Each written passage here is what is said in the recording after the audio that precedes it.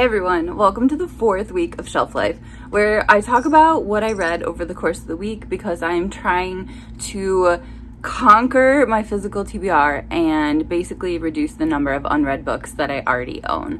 So, what did I read this week? Nothing. Or at least I should say, let me clarify, nothing from my own shelves. So one of the things that is true about me is I love reading with other people, but whenever I'm doing a buddy read or a book club or a book for school, which obviously I don't have anymore, I would always all of a sudden procrastinate and wait till the last minute and be grumpy that I had to read something even though I really want to. Anyway, I think it's just the idea of an assignment or of having to read something. So one of the things that we were supposed to have last week Sunday was our family book club, which is basically where my mom, her cousins, their kids join this book club and we talk about a book together, and it's lovely. Well, it was canceled again. It was canceled for the 4th time, and it's just oh my gosh. But anyway, I didn't know that until the last minute, literally hours before. So I spent my whole weekend being grumpy that I needed to read this book that I actually did want to read. And I love family book club, but I'm just too much pressure. So anyway, I did read A Snake Falls to Earth, but number one, it's a library book. And number two,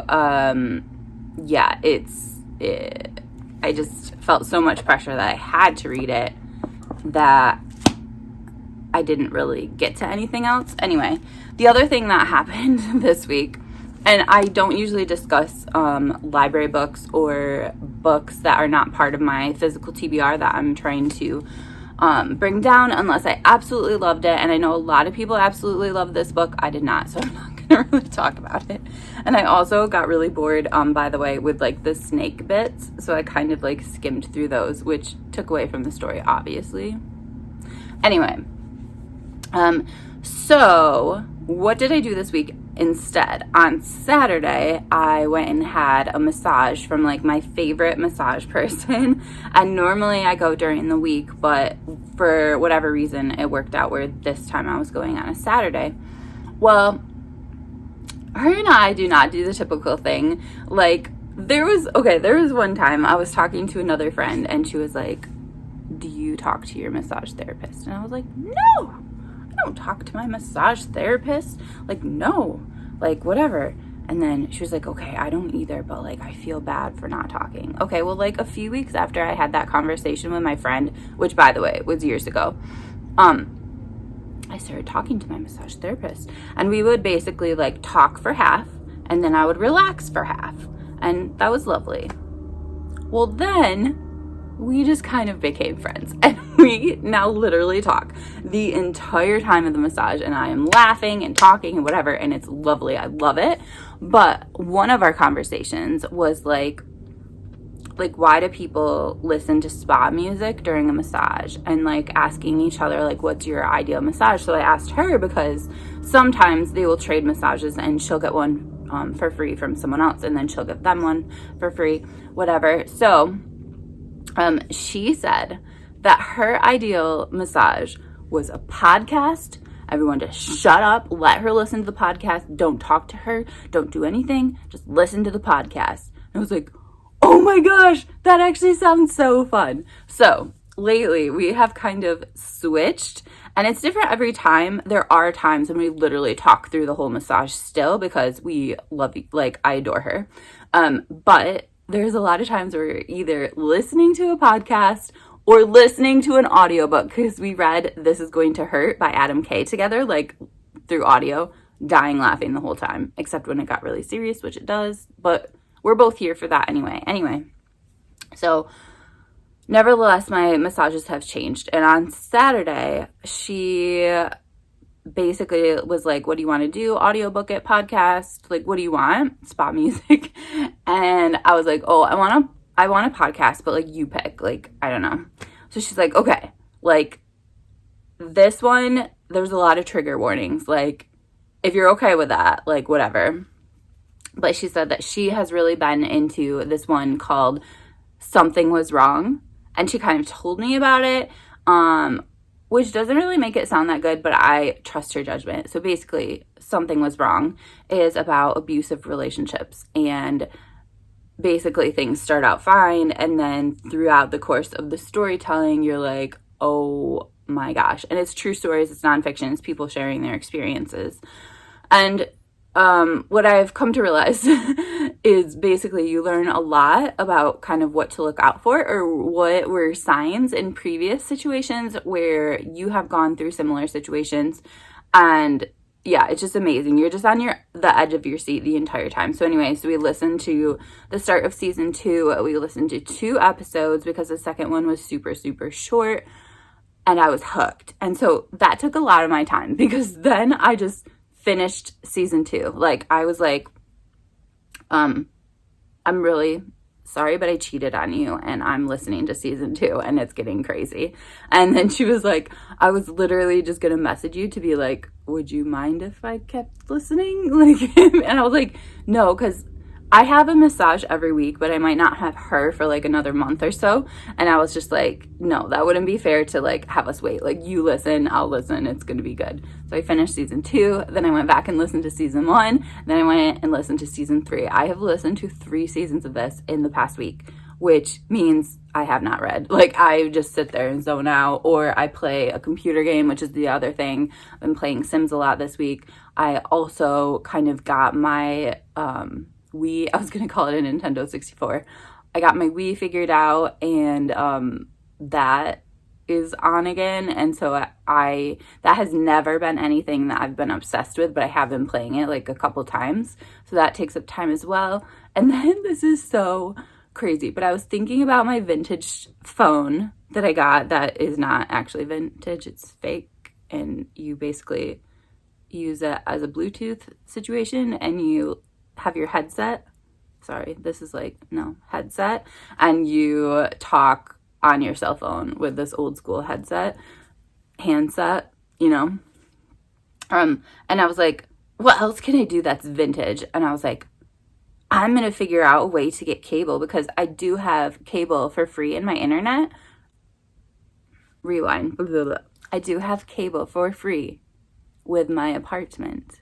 However, my cable box is on the opposite side of the room as my TV, which just works based on the shape of my couch and stuff like that. And I've just like not really cared enough to figure out a solution, but I ended up purchasing like a super long cable that like wraps all the way around behind these bookshelves all the way.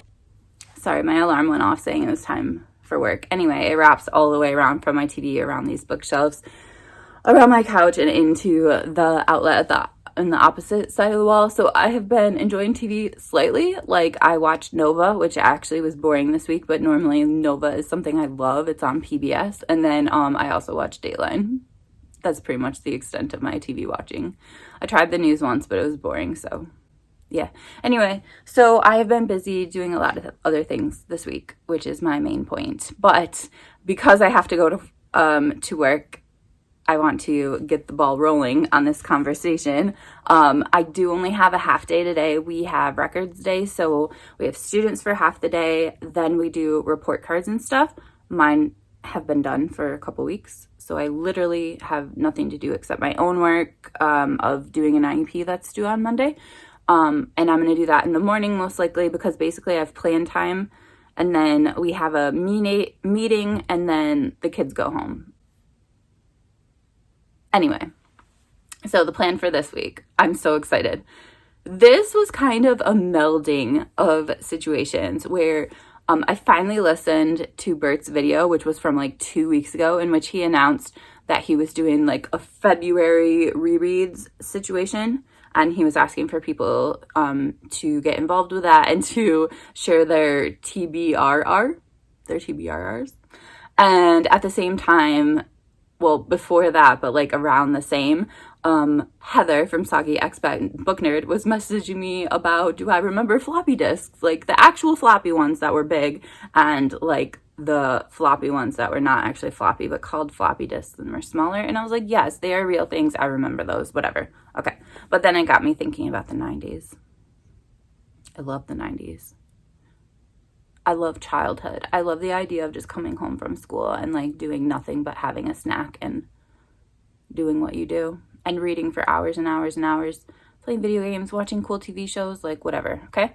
So with that being said, I have my Book It t-shirt, and I have decided next week I'm going to do the February rereads, even though it's not officially February yet, and I'm only doing it for 1 week because I have stuff to do.